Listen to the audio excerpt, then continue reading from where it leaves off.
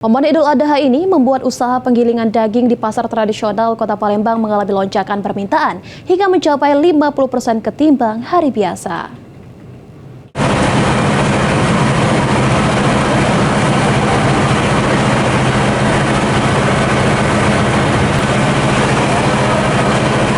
Sejak pagi, antrian warga yang membawa daging kurban terus berdatangan.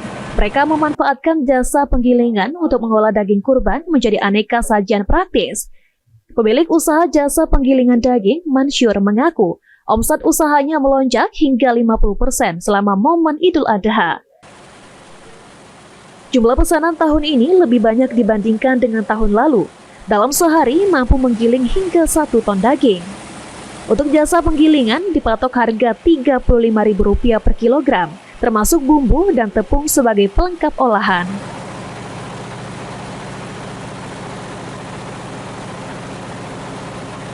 Nah, kalau untuk sekarang ini, kalau kita istilahnya itu asal tahan kita melayani pelanggan itu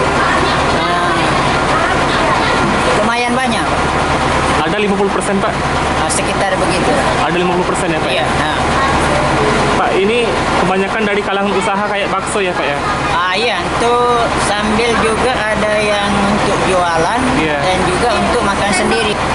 35.000. 35.000 per kilo ya Pak ya? Iya. Nah, itu sudah diadon, tinggal pulang rebus banyu panas, siap saji. Oh, sudah termasuk bumbu dan lain-lain ya Pak ya? Sementara itu, salah seorang warga Palembang, Asni, mengaku lebih praktis membawa daging kurban ke tempat penggilingan. 2 kg daging kurbannya diolah menjadi bakso.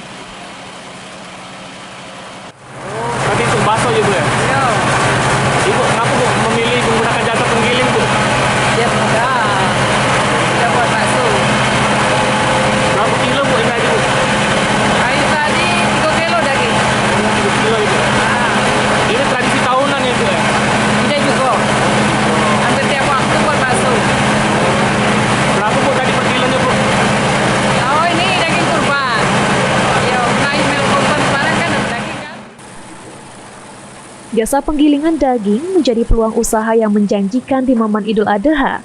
Selain membantu warga, usaha ini turut menggeliatkan perekonomian lokal. Hafidz Zainul, PAL TV.